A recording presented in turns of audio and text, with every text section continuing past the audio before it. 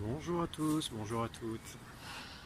Alors aujourd'hui on est dans le parc de l'Écureuil qui est à Ville-Lagrand, à côté de Annemasse. Elodie est en train de chercher un endroit où faire un trou. Il en a déjà fait un et il cherche un endroit où en faire un deuxième. Regardez ça. Et puis il réfléchit. Ah, il reprend le trou qu'il avait tout à l'heure. Voilà.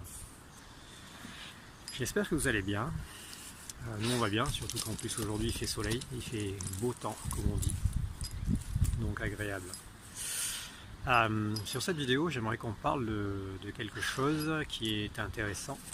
C'est justement de nos animaux de compagnie et de réellement la place de l'animal de compagnie.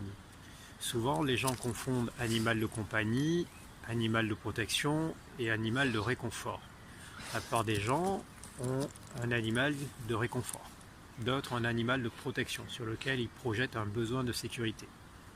Mais à la base, quand on va regarder un peu l'histoire de l'animal domestique, et même de l'animal tout court dans sa valeur en tant que totem ou en tant qu'animal symbole, c'est un rôle qui n'est pas de protection, ce n'est pas un rôle qui est de réconfort, c'est un rôle qui est d'accompagnement. D'accompagnement, et parfois même ça va plus loin puisque c'est d'enseignement. Mais quand on dit l'accompagnement, c'est surtout la guidance. Et la guidance, c'est parfois aussi l'ancrage que l'animal peut vous amener.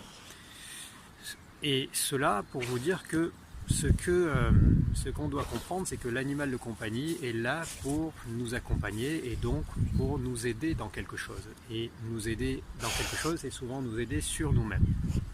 Moi, par exemple, pour ne citer que l'exemple que je connais le mieux, Buddy m'a beaucoup apporté dans la mesure où Buddy m'a appris à me tempérer, mais surtout encore au plus large, au plus long du terme depuis lequel je suis avec lui. Il m'a surtout appris à ne pas surréagir selon les événements qui pouvaient se passer, selon mes attentes, selon les réactions que lui pouvait avoir ou même les comportements qu'il pouvait avoir. Parce que c'est souvent ça le problème quand on a un animal de compagnie, un animal domestique, on va dire, c'est que on a tellement de projections sur lui que ça nous amène à être dans la surréaction. Deux chiens qui vont se rencontrer, qui ne se connaissent pas, qui vont se jauger et qui vont peut-être se battre, on va surréagir. Et dans la surréaction des gens, ça va aller dans une violence qui est autre et encore plus forte que celle des deux chiens qui se battent. C'est que moi j'ai vu des personnes, quand Buddy a eu une altercation avec leur chien, être dans une réaction où ils ont carrément frappé non seulement Buddy, mais aussi frappé leur chien. Et frapper son chien n'a pas de sens. Frapper le chien de l'autre, je peux encore comprendre dans la mesure où on est dans une réaction de peur, mais frapper son propre animal alors qu'il est en train de se défendre